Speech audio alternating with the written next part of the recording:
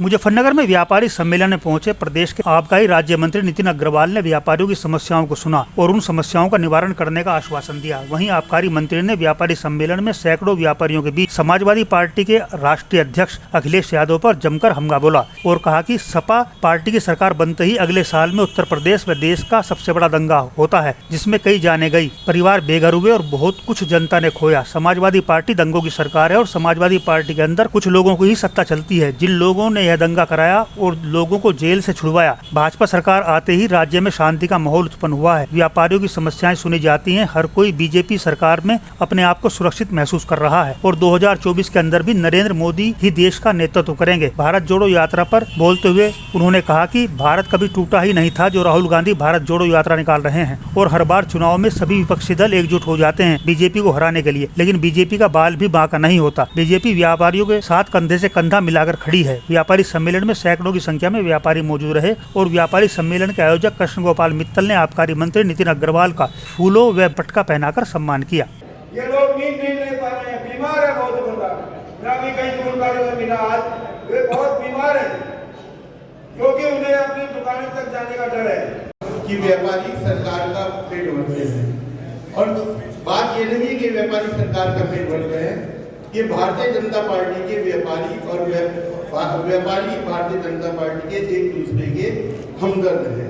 Party की उच्च नीतियां कोई गलत मंशा से नहीं बन रही है, लेकिन उन नीतियों को अगर कोई धरातल पर कार्य कराने के लिए जो हमारे अधिकारी वर्ग हैं, शायद वो इस बात को समझ नहीं रहे हैं कि वो व्यापारी और भारतीय जनता पार्टी एक दूसरे के पूरक है। कि नेता लगातार उनके बीच रहते हैं।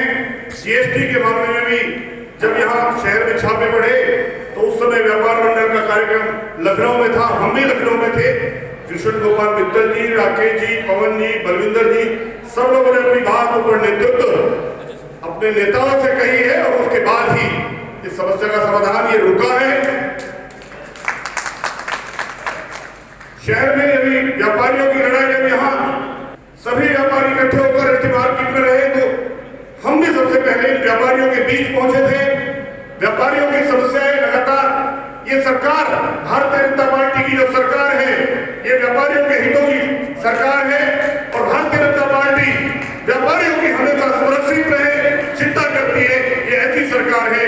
माननीय मंत्री जी, इस सरकार में व्यापारी सुरक्षित है। कुछ समस्याएं आई है, आएंगी, उनका निदान सरकार के द्वारा किया जाएगा। ये सरकार भारतीय जनता पार्टी किसानों व्यापारियों के हितों की लड़ाई लड़ने वाली सरकार भारतीय जनता पार्टी की सरकार है। मैं भी कुछ बातों के, हम स्वयं व्यापारी हैं, बातें मैं भी माननीय मंत्री जी के समक्ष करना चाहता हूँ। जिस प्रकार से जीएसटी की टीम बाजार में आकर छापा मारती है जिससे व्यापारियों में भेद होता है, मैं जानता हूँ कि सब लोग रजिस्टर्ड नहीं है, व्यापारी भाई छोटे व्यापारी रजिस्टर्ड नहीं है। उनको नोटिस के माध्यम से अपने पास अपने ऑफिस में बुलाकर जीएसटी के अधिकारी बुला सकते हैं और उसको कैसे समझा सकते हैं कि भाई आप रजिस्ट्रेशन करवा लीजिए। लेकिन जिस प्रकार से वो भय का माहौल बनाते हैं और जहाँ पर छापा मारते हैं उससे व्यापारियों को भय प्राप्त होता है। तो मेरा आपसे यही अनुरोध है, आप यहाँ के प्रभारी मंत्री भी हैं, कि आप यहाँ के अधिकारियों को बुलाकर एक व्यापारियों में समन्वय बनवाएं। जिस प्रकार से 2-3 समस्या और चल रही है, चाहे वो एसटी मार्केट का प्रकरण हो, चाहे सिक्योरिटी किराएदारों का प्रकरण हो, आप उनको बुलाएं, व्यापारियों को, हमारे जो व्यापारी के नेता हैं, जो व्यापारी संगठन है, उनको बुलाएं और एक समन्वय स्थापित करवाएं जिससे कि ये समस्याएं आगे ना उठे। छोटे व्यापारी को 5 लाख तक का बहुत कम ऋण, उस पर ऋण पे बहुत कम जिस पे ब्याज दर हो, ऐसा लोन दे जिससे कि छोटे व्यापारी अपना व्यापार कर सके। जिस प्रकार से आज कोरोना के बाद छोटे व्यापारी अपने आप को संघर्ष कर रहे हैं, उसको उनको सहायता मिले। और मेरा एक और भी सुझाव मंत्री से है कि वो हमारे जिलाधिकारी को बुलाएं, यहाँ के एसएसपी को बुलाएं। हमारे व्यापारी भाइयों के लाइसेंस नहीं बन रहे, मुझे नहीं पता इस सरकार में, मैं समझता हूँ बहुत कम लाइसेंस बन रहे हैं व्यापारी भाइयों, उनके लाइसेंस भी बनने चाहिए। तो मेरा आपसे अनुरोध है उनकी समस्याओं का आप निराकरण करें। समाजवादी पार्टी का डीएनए, और मुझे कहने में कोई संकोच नहीं है, ये समाजवादी पार्टी का डीएनए है, जहां पे जिनके डीएनए में गुंडागर्दी है, जिनके डीएनए में माफियागिरी है, जिनके डीएनए में लूट है कि हम प्रदेश को कैसे लूट लें। नौजवानों को, जिन नौजवानों को नौकरी देनी चाहिए थी, मैं तो कहूंगा, मुझे मेरा आरोप है समाजवादी पार्टी कि केवल कुछ लोगों को खुश करने के लिए उन्हें प्रदेश के एक बड़े वर्ग को सरकारी योजनाओं से अलग किया। मुझे आज भी याद है उत्तर प्रदेश चयन आयोग जो था, अधीनस्थ चयन आयोग का जो अध्यक्ष उन्होंने बनाया था, मुख्यमंत्री आवास पे लिस्ट फाइनल हो जाती थी, नाम लिख दिए जाते थे और उन्हीं लोगों को, जो नाम फाइनल होते थे, उन्हीं लोगों को सरकारी नौकरी दे दी जाती थी। उपस्थित सभी व्यापारी लोग एक दफे जोर के बोले, माननीय नितिन अग्रवाल, व्यापारियों के मसीहा श्री कृष्ण गोपाल मित्तल और हमारी सारी टीम जो आज इनके स्वागत में है, मैं सभी लोगों को कहता हूं कि व्यापार एकता जिंदाबाद। नहीं, देखिए, व्यापारी सम्मेलन हम लोग कर रहे हैं और केवल एक ही लक्ष्य के साथ हम लोग कर रहे हैं कि व्यापारी बंधु आने वाले लोकसभा चुनाव में प्रदेश का व्यापारी एकजुट होकर भारतीय जनता पार्टी के साथ खड़ा हो और देश में पूर्ण बहुमत की सरकार भारतीय जनता पार्टी की बने, आदरणीय मोदी जी के नेतृत्व में बने। और उसमें उत्तर प्रदेश का एक बड़ा योगदान भी होता है, रहेगा, क्योंकि उत्तर प्रदेश देश की राजनीति में एक बड़ा प्रदेश है। 80 लोकसभा की सीटें उत्तर प्रदेश से आती हैं और हम सबका लक्ष्य यही है कि इस बार होने वाले चुनाव में 80 की 80 लोकसभा सीटें भारतीय जनता पार्टी जीत के जाए। नहीं, शस्त्र लाइसेंस की जहाँ तक बात है, मैं यहाँ के डीएम से जरूर उनसे बात करूँगा, उनसे कहूँगा कि अगर लोगों को जिनको ज़रूरत है, जो वाकई उनको ज़रूर दिया जाए, उनको उससे वंचित ना किया जाए। और जहाँ तक कि जीएसटी की बात है, उस पर देखिए शुरुआत में कुछ हुआ था, कुछ अफसर आए थे, लेकिन उसे जब माननीय मुख्यमंत्री जी की जानकारी में डाला गया तो उसे तुरंत रोका गया।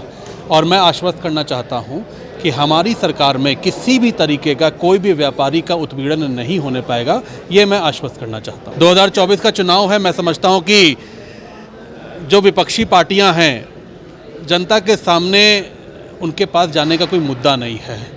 और जैसा कि मैंने कहा कि क्योंकि 2024 का चुनाव देश का प्रधानमंत्री चुनने का चुनाव है, तो आज देश की जनता और प्रदेश की जनता, अगर प्रधानमंत्री की हम बात करें तो केवल आदरणीय नरेंद्र मोदी जी के चेहरे को देखती है। और मुझे पूर्ण विश्वास है कि जैसा माहौल मैं देख रहा हूँ, 2024 में सरकार तो हमारी बनेगी ही, और वो भी पूर्ण बहुमत की बनेगी। उत्तर प्रदेश सारी की सारी सीटें जीत कर जाएगा। उत्तर प्रदेश उद्योग व्यापार संगठन में संयुक्त संघर्ष समिति, संयुक्त व्यापार संघ नवीन मंडी के अध्यक्ष जो हमारा प्रतिनिधित्व करते हैं, उसी के साथ साथ जो हमारे कई संगठन हैं हमारे साथ में, जिसका संयुक्त संघर्ष समिति के नाम से हमने उसका मुजफ्फरनगर के अंदर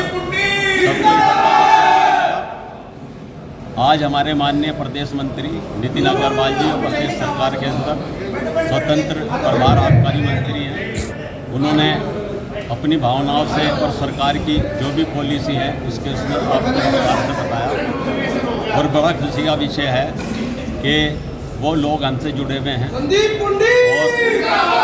ये सब लोगों की एक आवाज़ बनकर हमारे राकेश त्यागी, सरदार बलविंदर जी, पवन जी और हमारे संजय मिश्रा जी, हम सब लोग एकत्रित होकर व्यापारी की आवाज़, और हमेशा जब भी कभी किसी बात की ज़रूरत पड़ी तो हम सब इकट्ठा होकर व्यापारियों की आवाज़ को हमने लखनऊ तक पहुंचाया। अभी जैसे हाल में जीएसटी के छापे पड़े थे, आपको अवगत होगा कि पूरे बाज़ार बंद पड़े थे, तो उसमें हमने राकेश त्यागी को यहीं पर छोड़ा था व्यापारियों का नेतृत्व करने के लिए कि ये ना कह दें कि ये छोड़कर भाग गए, और दिखलाई भी नहीं दिए। और हम लोग लखनऊ गए थे, मैं गया था, बलविंदर जी गए थे, पवन वर्मा गया था और शिव कुमार सिंगल गए थे। और आज कितना सफल हुआ है आपका व्यापारी? हमारा सफल तो आप लोग करोगे, आप लोगों ने देखा होगा कितना, क्योंकि ये व्यापारियों का था ना कि पार्टी का। हमने अपने जो व्यापारी थे उन्हीं को ज़्यादातर बुलाया यहाँ पर, और वो यहाँ पर आएगी, क्योंकि व्यापारी बहुत कम समय देना चाहता है, और व्यापार ने जितने भी समय दिया हम उनका धन्यवाद करते हैं और हम उनके आभारी हैं कि वो हमारे बुलाए पर और हमारी संघर्ष समिति के बुलाए पर यहाँ पर आकर इकट्ठा हुए, और आप लोग भी हमारे बुलाए पर यहाँ पर आए, आपका बहुत बहुत धन्यवाद।